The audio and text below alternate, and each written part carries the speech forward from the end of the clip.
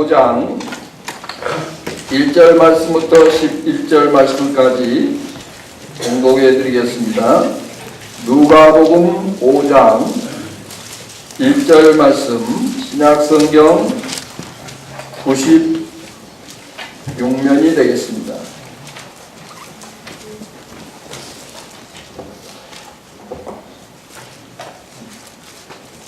누가복음 5장 1절 말씀. 무리가 몰려와 하나님의 말씀을 들을새 예수는 게네사렛 호숫가에 서서 호숫가에 배 두 척이 있는 것을 보시니 어부들은 배에서 나와서 그물을 씻는지라. 예수께서 한 배에 오르시니 그 배는 시몬의 배라. 육지에서 조금 떼기를 청하시고 앉으사 배에서 무리를 가르치시더니 말씀을 마치시고 시몬에게 이르시되 깊은 데로 가서 그물을 내려 고기를 잡으라. 시몬이 대답하여 이르되 선생님, 우리들이 밤이 새도록 수고하였으되 잡은 것이 없지만은 말씀에 의지하여 내가 그물을 내리이다 하고 그렇게 하니 고기를 잡은 것이 심히 많아 그물이 찢어지는지라. 이에 다른 배에 있는 동무들에게 손짓하여 와서 도와달라 하니 그들이 와서 두 배의 채움에 잠기게 되었더라. 시몬 베드로가 이를 보고 예수의 무릎 아래에 엎드려 이르되 주여 나를 떠나소서 나는 죄인이로소이다 하니 이는 자기 및 자기와 함께 있는 모든 사람이 고기 잡힌 것으로 말미암아 놀라고 세베대의 아들로서 시몬의 동업자인 야고보와 요한도 놀랐습니다. 예수께서 시몬에게 이르시되 무서워하지 말라.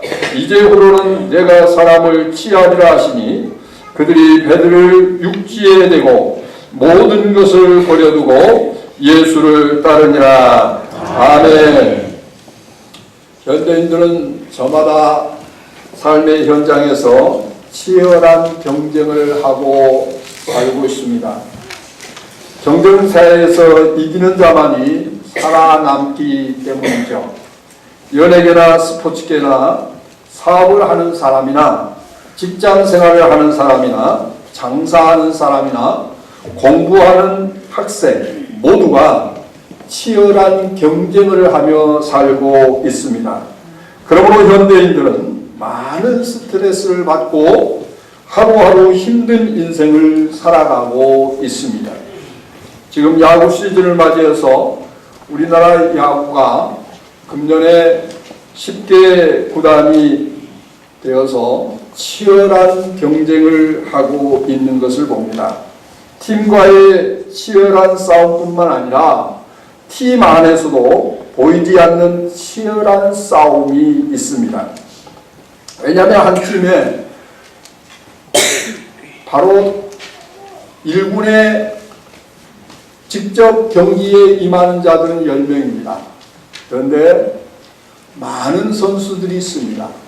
그렇기 때문에 그 경기에 참여하려면 탁월하지 않으면 참여할 수가 없는 겁니다.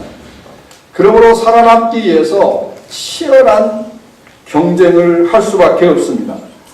감독들도 10개 구단 가운데서 포시즌에 들어가지 못하면 바로 사퇴를 해야 합니다. 그래서 지난해 포시즌에 들어가지 못한 모든 감독들이 다 사퇴하는 그런 일들이 일어났습니다. 이처럼 치열한 경쟁 사이에서 현대인들은 살아남기 위해서 살아가고 있습니다. 여러분, 하나님은 이렇게 인간을 치열한 경쟁을 하며 살도록 창조하지 않았습니다. 하나님께서는 우리 인간이 충분히 먹고 행복한 삶을 살 수 있도록 모든 것을 만드셨고 모든 것을 예비해 주셨고 때를 따라 공급해 주시기를 원하십니다. 그러나 인간의 욕심으로 인해서 누가 더 많이 가지느냐, 누가 더 높아지느냐, 누가 더 영광을 받느냐, 여기에 사람들이 미혹을 받아서 치열한 경쟁 사회가 된 것입니다. 이것은 마귀의 전략에 사람들이 넘어간 것입니다. 그러므로 서로 미워하고 시기하고 다투고 싸우는 불행한 삶을 살게 된 것입니다. 여러분, 농경사회에서는 이렇게 치열한 경쟁을 하지 않았습니다. 봄이 오면 씨를 뿌리고 여름에는 땀을 흘리며 가꾸고 겨울에는 즐겁게 수확을 거두어 드렸습니다. 다시 말하면 자연 법칙에 따라서 살았습니다. 농경사회에서 산업사회로 오면서 도시 문명과 문화가 발달되면서 치열한 경쟁사회로 변한 것입니다. 우리 젊은이들 가운데는 취업을 하지 못해서 얼마나 힘들어하며 살아가고 있는 젊은이들이 많이 있는지 모릅니다. 대학을 나와서도 취업을 하지 못하고 힘들게 살아가고 있는 많은 젊은이들이 있다는 사실입니다. 성경은 우리에게 말합니다. 우리가 세상에 올 때 아무것도 가지고 오지 않았고 역시 갈 때도 아무것도 가지고 가지 못하니 먹을 것과 입을 것이 있은즉 만족한 줄 알라고 말합니다. 우리 디모데전서 6장 7절 8절 한번 같이 보겠습니다. 시작. 우리가 세상에 아무것도 가지고 온 것이 없음에 같이 합니다. 다시 시작. 우리가 세상에 아무것도 가져온 것이 없음에 또한 아무것도 가지고 못하리니 우리가 먹을 것과 입을 것이 있은즉 족한 줄로 알 것이니라. 아멘. 욥기서 1장 21절 공동번역에서 이렇게 말합니다. 입을 열었다. 벌거벗고 세상에 태어난 몸 알몸으로 돌아가리라. 야훼께서 주셨던 것 야훼께서 가져가시니 다만 야훼의 이름을 찬양할지라. 여러분, 욥이 하루아침에 모든 것을 잃어버렸습니다. 자녀들까지 다 죽어버렸습니다. 그런 가운데서 그가 고백한 말이 이 세상에 올 때에 벌거벗은 알몸으로 왔다라는 겁니다. 갈 때도 벌거벗은 알몸으로 갈 것이라는 것입니다.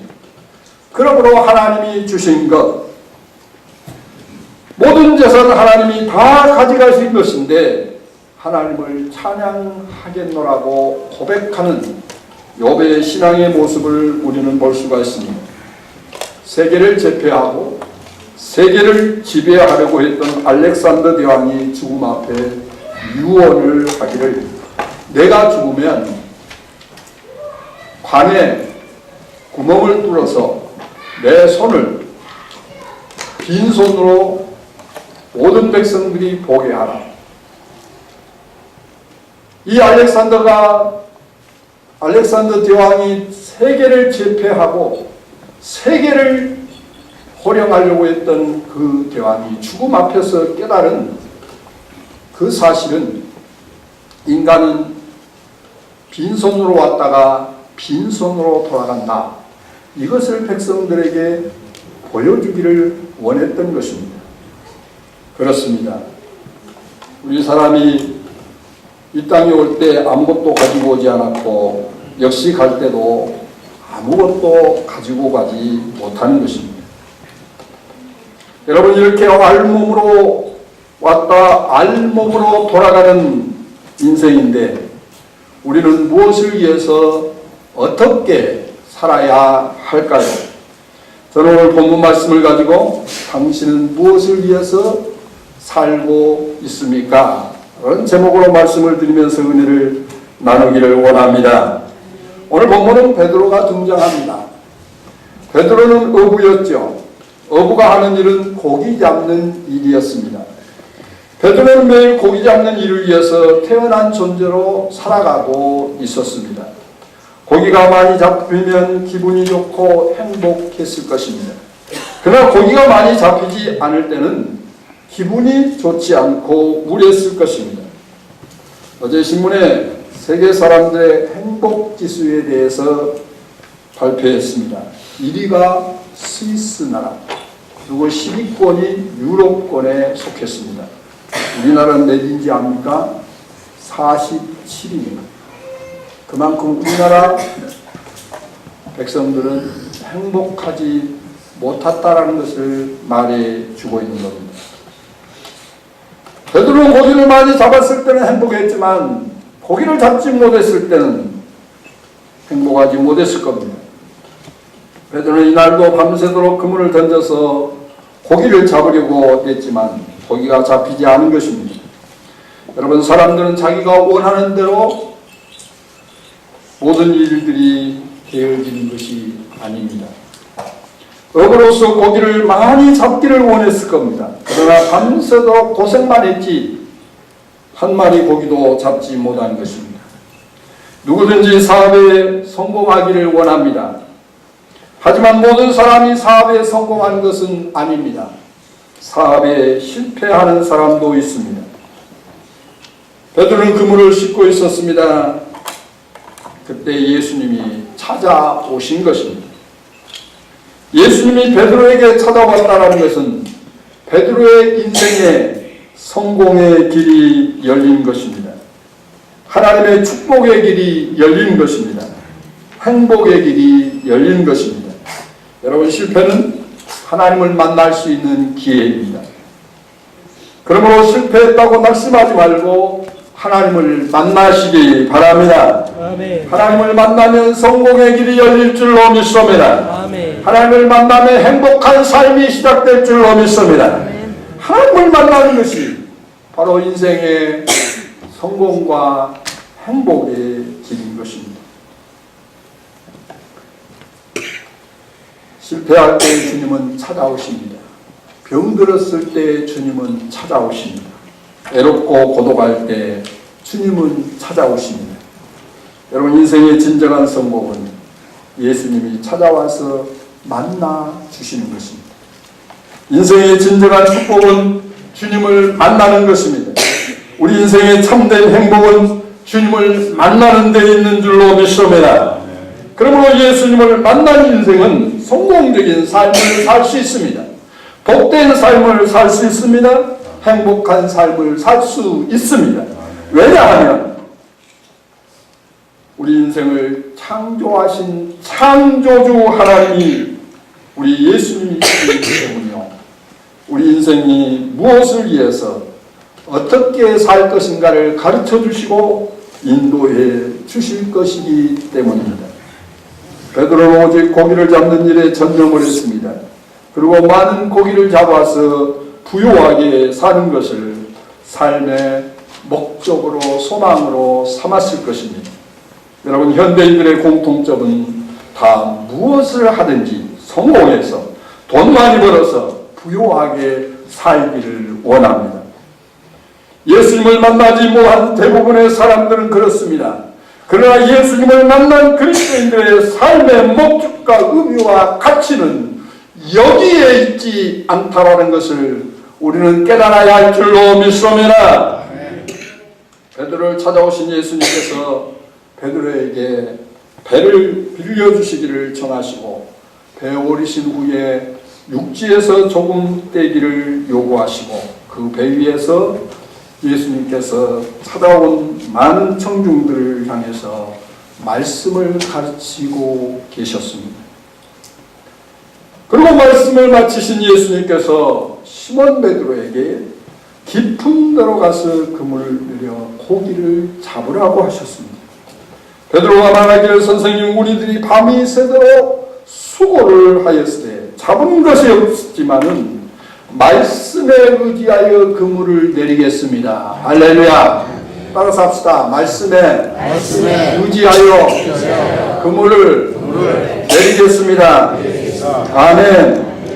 그리고 예수님께서 말씀한 대로 깊은 데로 가서 그물을 내렸더니 상상할 수 없는 많은 고기를 잡게 되었다라는 것입니다.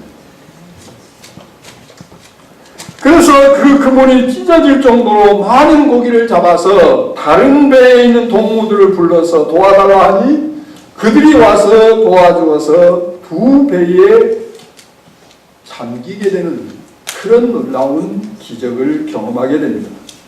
여러분, 베드로는 지난밤 고기를 잡으려 했으나 밤새도록 고기를 잡지 못하고 수고만 했습니다. 예수님께서 그물을 깊은 데로 가서 던지라고 했을 때에 선생님, 지금은 고기 잡을 때가 아닙니다. 헛수고할 것입니다. 이렇게 말할 수 있었습니다. 왜냐하면 베드로는 업으로서 고기를 잡는 데는 전문가입니다. 고기 잡는 방법, 노하우, 경험, 이것은 목수인 예수님보다 훨씬 더 잘하는 사람이었습니다. 그러므로 얼마든지 예수님의 말씀에 거부할 수가 있었습니다. 그러나 베드로는 선생님, 우리들이 밤이 맞도록 고기를 잡으려고 수고를 했으나 잡은 것이 없었지만 말씀에 의지해서 그물을 내리겠습니다. 그리고 순종했을 때 놀라운 축복과 기적을 경험하게 된 줄로 믿습니다. 여러분, 진정한 성공의 삶은, 진정한 축복의 삶은 말씀을 듣고 순종하는 데 있습니다. 여러분, 사업하십니까? 하나님의 말씀을 여러분의 삶의 철학으로 삼고 그 말씀을 따라 사업을 하십시오. 그러면 반드시 그 사업에 하나님의 축복 가운데서 성공하는 은혜가 임할 줄로 믿습니다. 하나님의 말씀은 우리에게 놀라운 축복을 보장해 주고 있습니다. 말씀을 듣고 깨닫고 깨달은 말씀을 순종할 때 하나님의 놀라운 기적과 축복을 경험하게 될 것입니다. 중요한 것은 우리가 말씀을 순종하기 위해서는 말씀을 깨달아야 합니다. 말씀의 은혜를 받아야 합니다. 베드로가 분명히 말씀을 들을 때에 그는 그 말씀을 깨달았을 것이고 그 말씀의 은혜를 받았을 줄로 믿습니다. 그러므로 그는 순종할 수가 있었어요. 또한 순종할 때 놀라운 기적과 축복을 하나님은 주십니다. 여러분, 기적과 축복은 말씀에 순종할 때 경험하는 것입니다. 이스라엘 백성들이 요단강을 건널 때에 하나님께서 법궤를 맨 제사장에게 요단강에 들어서라고 했습니다. 요단강에 들어서는 순간 그 발이 땅에 닿자마자 요단강이 갈라지는 기적이 일어났다라고 성경은 이야기합니다. 또한 이스라엘 백성들이 견고한 여리고성을 정복할 때도 하나님께서는 이 여리고성을 매일 하루에 한 번씩 돌라고 말했습니다. 그리고 마지막 날 7번 돌고 소리를 치라고 말했습니다.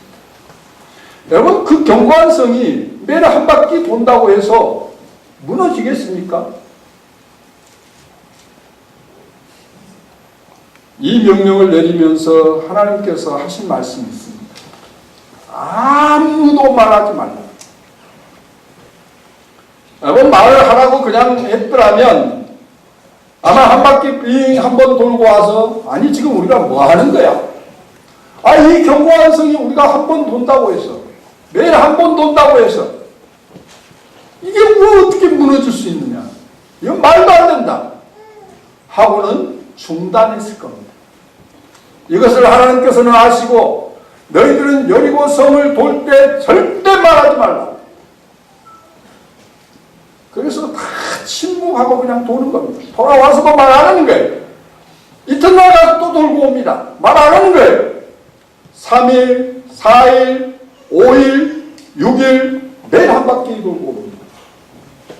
그리고 마지막 날 7 바퀴를 돌게 됩니다. 얼마나 또 빨리 뛰면서 돌았겠어요. 매일 한 번 돌 때는 뭐 그냥 놀면서 돌았겠지만 7번 돌려니 얼마나 또 열심히 뛰면서 돌았겠어요. 그러면서 침묵했습니다. 그리고 마지막 돌고 나서 소리칩니다. 이야! 놀라운 상상할 수 없는 일이 일어납니다. 그 견고한 성이 와르르 무너집니다. 할렐루야! 바로 하나님의 말씀에 순종할 때, 하나님이 역사할 줄로 믿습니다. 하나님의 말씀에 순종할 때 놀라운 기적을 하나님이 베풀어 주신다는 사실을 말해주고 있는 줄로 믿습니다. 하나님의 말씀에 순종을 왜 못할까요? 아마 베드로가 자기 생각을 가지고 깊은 데로 가서 그물을 던지라는 말을 그가 생각했더라면 아마 순종하지 못했을 겁니다. 자기 생각을 내려놓아야 한다는 사실입니다. 자기의 방법, 자기의 경험을 내려놓아야만이 하나님의 말씀에 순종할 수가 있습니다. 그래서 우리 주님께서는 누구든지 나를 따라오려거든 자기를 부인하고 자기 십자가를 지고 나를 따르라고 말씀했습니다.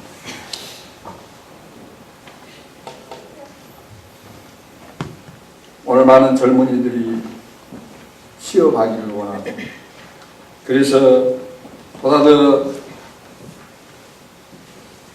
열심히 공부도 하고 스펙을 쌓기도 합니다. 그들의 최대의 관심은 좋은 학교 나와서 좋은 직장에 취업해서 그래야만 또 좋은 레벨 있는 아내도 맞이할 수가 있고 또 문화와 혜택을 누릴 수도 있기 때문에 여기에 최대한 관심을 가지고 치열한 경쟁을 하고 있다는 사실입니다. 이것이 현실입니다. 먹고 살아야 하기 때문입니다. 어제 JTBC에서 엄마가 아들이 하루 어떻게 살고 있는가를 그 아들의 38살 먹은 아들이 서울에 올라와서 이제 나름대로 취업을 하려고 8년 동안 공부도 하고 계속해서 이력서도 내고 그런데 취업을 못하는 거예요. 그래서 또 대학원도 가고 그래서 석사를 또 하려고. 근데 눈물 나는 그런 상황은 뭐냐면 이 아이가 밥을 얼마나 많이 먹었든지 큰 밥그릇에 하나씩 그 밥을 다 먹었던 아이가 이 젊은이가 38살 먹은 젊은이가 서울에 와서 돈이 없으니까 이틀에 학교 식당에서 2,500원짜리를 먹고 지내는 거예요. 하루에 그 2,500원짜리. 그러니까 아침도 안 먹고 점심도 안 먹고 저녁 때 그걸 먹고 그리고 또 더 많이 먹으려면 4,000원짜리가 있는데 이틀 굶고 한 끼를 먹는다. 참 그 모습을 보면서 얼마나 참 현실이 너무나 슬픕니다.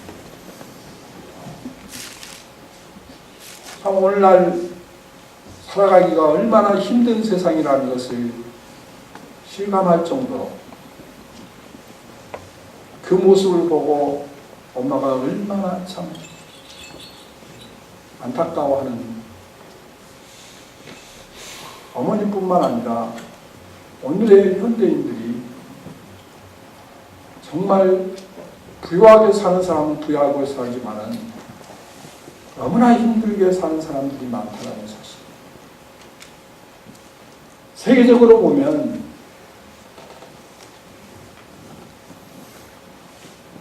먹을 것이 없어서 굶어 죽어가는 사람이 있는가 하면 전쟁으로 인해서 그 나라를 벗어나기 위해서 배를 타고 나오다가 침몰하는 그런 끔찍한 사건들이 일어나는 이런 현실을 우리가 보게 됩니다. 왜 인간이 이렇게 될까요? 그것은 하나님을 떠나서 하나님의 말씀에 따라서 살지 않기 때문에 그렇습니다. 그래서 마지막 때는 먹을 것이 없어서, 마실 물이 없어서 기근이 아니고 기아가 아니라 하나님의 말씀이 없어서 기근이요 기아라고 말씀합니다. 우리는 하나님의 말씀 따라 살아야 할 줄로 믿습니다. 내 생각 버리고 내 방법 버리고 하나님의 말씀이 우리에게 무엇을 요구하고 있는가? 하나님께서 깊은 데로 가서 그물을 던지라고 하면 깊은 데 가서 그물을 던지면 하나님의 놀라운 축복을 경험하게 될 줄로 믿습니다.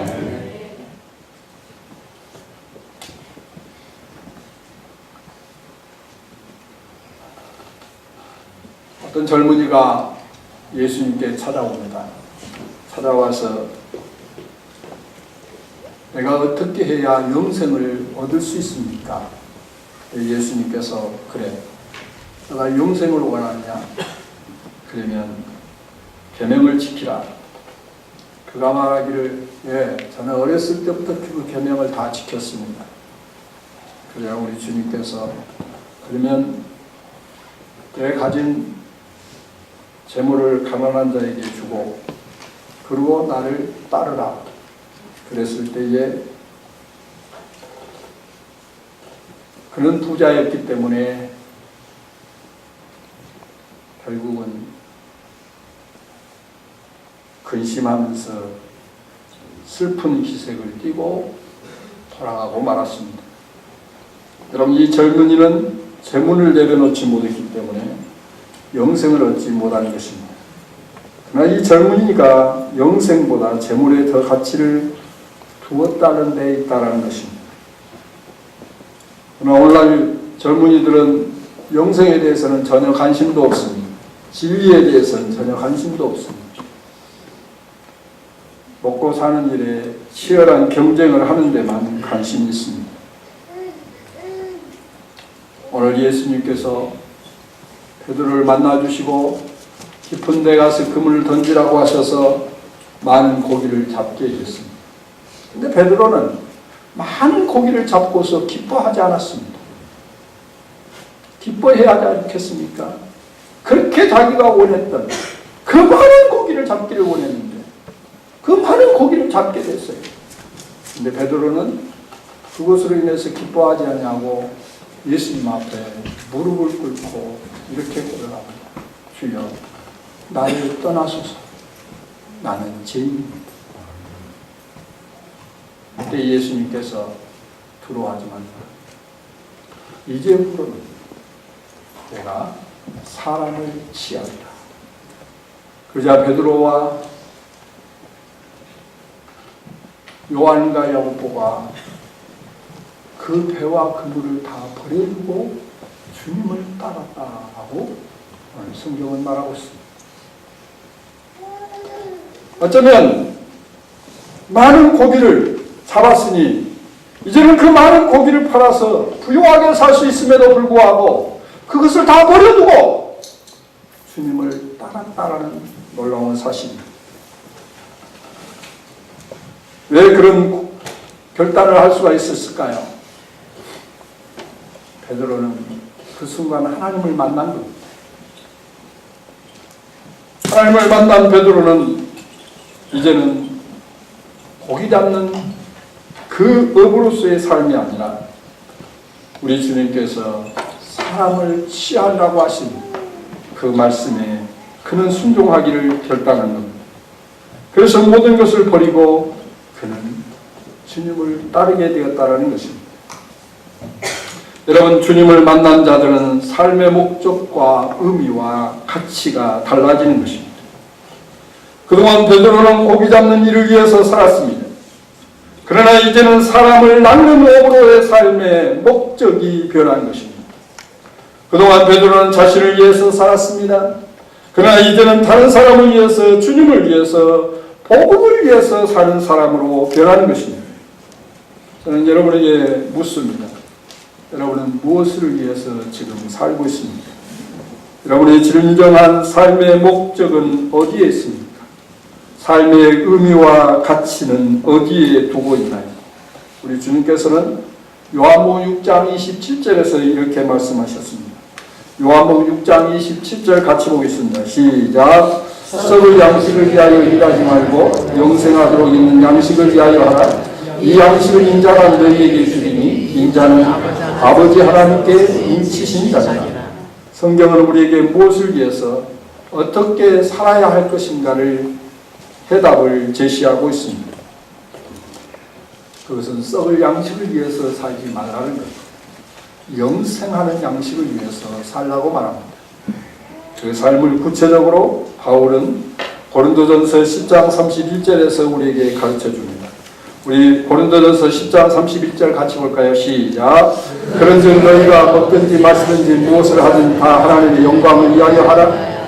바울 사도는 우리 하나님을 만난 그리스도인들은 이제 하나님의 영광을 위해서 살아야 할 것을 말하고 있습니다. 왜냐하면 하나님의 영광을 위해서 창조되었기 때문입니다. 우리 이사야 43장 7절 같이 보겠습니다. 시작. 내 이름으로 불려지는 모든 자 곧 내가 내 영광을 위하여 창조한 자를 오게 하라. 그를 내가 지었고 그를 내가 만들었느니라. 여러분, 모든 것은 만든 자가 있고 그 만든 목적을 가지고 그것을 만드는 겁니다. 그것은 또한 만든 자가 의도한 대로 그 목적에 따라서 쓰여질 때만이 가치가 있는 겁니다. 하나님이 왜 우리를 만들었다고 성경은 이야기합니까? 내가 너를 지었고 내가 너를 만들었다. 왜? 내 영광을 위하여. 할렐루야. 그렇기 때문에 만물의 영장이요 모든 것을 다스리라고 하신 하나님께서 우리 인간을 만드신 궁극적인 목적이 바로 하나님의 영광을 위해서 만들었기에 우리 인간의 가치는 하나님의 영광을 위해서 살아가는 데 있는 줄로 믿습니다. 아멘. 구원받은 우리 하나님의 자녀들을 향해서 우리 주님은 이렇게 말씀합니다. 너희는 무엇을 먹을까, 무엇을 입을까, 무엇을 마실까 염려하지 말라. 하늘에 계신 너희 아버지께서 그것이 있어야 할 줄 아십니다. 아멘. 아멘. 너희는 먼저 그의 나라와 그의 의를 구하라. 그리하면 이 모든 것을 너희에게 더하여 주시리라. 아멘. 믿습니까? 이 말씀을 받으시기를 바랍니다. 치열한 경쟁 사이에서 우리가 무엇을 만들까, 무엇을 마실까, 무엇을 입을까를 위해서 사는 것이 아니라 하나님의 영광을 위해서 먼저 그의 나라와 그의 의를 구하는 자에게 하나님은 우리의 필요를 채워주시는 하나님이신 줄로 믿습니다. 진정한 성공은 하나님의 말씀을 따라 사는 것이요 영원한 것에 가치를 두고 사는 것입니다. 그래서 고린도후서 4장 18절 같이 보겠습니다. 시작. 우리가 주목하는 것은 보이는 것이 아니요 보이지 않는 것이니 보이는 것은 잠깐이요 보이지 않는 것은 영원합니다. 우리 그리스도인의 삶의 가치는 잠깐 보이다가 없어져 버리는, 썩어져 버리는 거기에 가치를 두는 것이 아니라는 겁니다. 우리 그리스도인들이 주목하는 것은 허무하고 헛된 것에 가치를 두는 것이 아니라는 겁니다. 세상 가치관을 가지고 사는 자들이 아닙니다. 보이지 않는 영원한 하나님 나라의 가치관을 가지고 사는 자들인 줄로 믿습니다. 아멘. 영원한 것이 무엇입니까? 고기 잡는 것이 영원한 것이 아닙니다. 사람을 낚는 것이 영원한 것입니다. 여러분, 직장을 왜 다닌다고요? 먹고 살기 위해서 직장 다닌다고 한다면 그것은 믿지 않는 사람들과 똑같은 것. 우리는 직장에서 믿음의 선한 영향력을 나타내며 직장에 아직도 구원받지 못한 영혼들을 구원하기 위해서 우리는 그들을 품고 그들을 주님 앞으로 인도하기 위해 최선을 다해야 합니다. 그럴 때 하나님께서 여러분을 직장에서 진급하게 하시고 모든 사람들 앞에 탁월하게 하시고 하나님이 더욱더 여러분의 삶을 통해서 더 큰 하나님의 영광이 드러나게 하실 줄로 믿습니다. 사업을 해야 한다고요? 사업을 통해서 하나님의 나라를 이루고 하나님의 나라를 확장해가는 여기에 목적을 두시고 사업을 하는데 그 사업은 더 크게 번영하게 될 줄로 믿습니다. 아멘. 오직 하나님의 영광을 위해서 한 영혼을 구원하는 일에 나의 삶의 목적과 가치를 두고 먼저 그 나라와 그의 의를 구하는 그런 삶을 통해서 하나님의 나라를 세우고 하나님의 나라를 이루고 하나님의 나라를 확장해가는 이 거룩한 삶이 우리 그리스도인들의 삶인 줄로 믿습니다. 여러분 앞으로 그런 삶에 초점을 두고 살아가는 하나님께서 여러분의 피로를 채워주시고 하나님께서 여러분의 삶을 복되게 하시고 때로는 기적을 경험할 수 있는 하나님의 놀라운 축복을 경험하는 그런 은혜와 축복이 있기를 주님의 이름으로 축복합니다. 기도하겠습니다. 여러분 자신을 한번 돌아보시기 바랍니다. 나는 하나님을 믿는다고 하면서 하나님의 자녀라고 하면서 아직도 먹고 사는데 치열한 경쟁사에서 나는 힘들게 인생을 살아가고 있습니다. 하나님, 나의 삶을 다시 한번 돌아보고 이제는 내가 하나님의 영광 위에서 살겠습니다. 먼저 그의 나라와 그 일을 구하며 살겠습니다. 하나님의 말씀에 의지해서 그물을 내리겠습니다. 하나님 우리에게 믿음을 주시고 우리의 삶을 복되게 하옵소서.